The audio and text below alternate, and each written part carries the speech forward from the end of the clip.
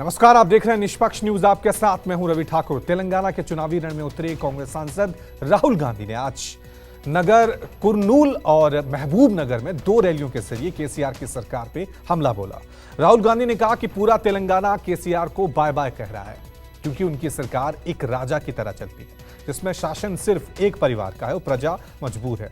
राहुल गांधी ने इस दौरान बीजेपी और पीएम मोदी पर भी तंज कसे।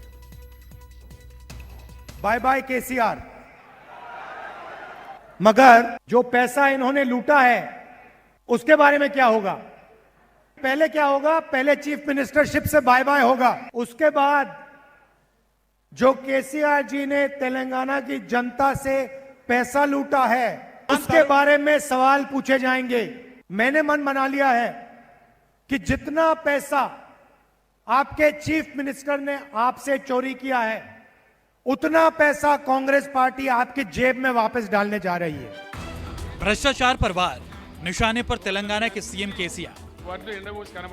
उतना पैसा कांग्रेस। एंग्री यंग मैन वाले तेवर में राहुल गांधी ने के चंद्रशेखर राव के अगुवाई वाली भारत राष्ट्र समिति की सरकार पर ताबड़तोड़ हमला किया। तेलंगाना में राजा और प्रजा की लड़ाई का राग भी छेड़ दिया। हम सब ने तेलंगाना का सपना देखा था। सपना था कि तेलंगाना की जनता इस प्रदेश में राज करे। पिछले 10 साल तेलंगाना की जनता को परे कर दिया गया है और एक परिवार, चीफ मिनिस्टर कह लो, राजा कह लो, एक राजा और उसका परिवार तेलंगाना पर राज कर रहा है। तेलंगाना के नगर कुर्नूल से राहुल गांधी ने दावा किया कि कांग्रेस विधानसभा से लेकर लोकसभा तक बीजेपी को चारों खाने चित कर देगी। तेलंगाना में तो बीजेपी को 2% वोट भी नहीं मिलेंगे। बीजेपी के यहां टायर पंचर किए, वैसे ही हम दिल्ली में पूरे हिंदुस्तान में उनके टायर पंचर करने जा रहे हैं। पहले हमें तेलंगाना में जीतना है, मध्य प्रदेश में जीतेंगे, राजस्थान में जीतेंगे, छत्तीसगढ़ में जीतेंगे और फिर जाके हम 2024 में दिल्ली में जीतेंगे। बीजेपी के लोग छाती फुला के घूम रहे थे, अब उनके नेता यहां आके कहते हैं हम ओबीसी का चीफ मिनिस्टर बनाएंगे। यहां आपको 2% वोट मिलेगा और चीफ मिनिस्टर कैसे बनाओगे? जनसैलाब को देख जोश में आए राहुल गांधी ने पीएम मोदी को भी निशाने पर लिया। 15-15 लाख के पुराने वादे को भी ताजा कर दिया। मैं नरेंद्र मोदी नहीं हूं। जब वायदा करता हूं तो उस वायदे को पूरा करके दिखाता हूं। मोदी जी ने कहा था 15 लाख रुपए हर बैंक अकाउंट में डालूंगा। आपके बैंक अकाउंट में 1 रुपया नहीं आया। अदानी जी के बैंक अकाउंट में लाखों करोड़ रुपए चले गए। नगर कुर्नूल के बाद राहुल गांधी ने तेलंगाना के महबूब नगर में भी विशाल रैली को संबोधित किया। राहुल गांधी ने कांग्रेस की गारंटियां गिनाते हुए तेलंगाना में केसीआर को बाय बाय का नारा भी याद दिला दिया। तेलंगाना में कांग्रेस पार्टी की सरकार आएगी तो 500 रुपए का सिलेंडर मिलेगा।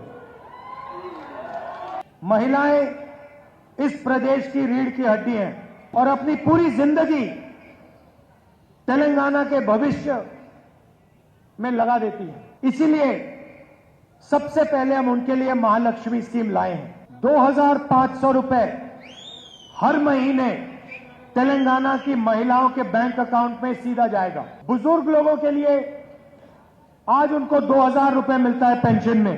कांग्रेस पार्टी की सरकार आएगी तो उनको 4000 रुपए मिलेगा हर महीना।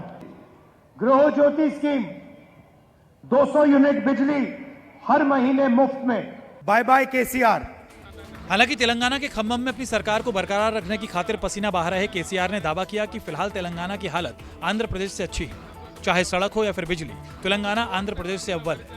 किसान खुशहाल हैं और दलित बंधु योजना भी किसी सूबे में नहीं है। लिहाजा लोगों को सोच समझकर वोट करना चाहिए।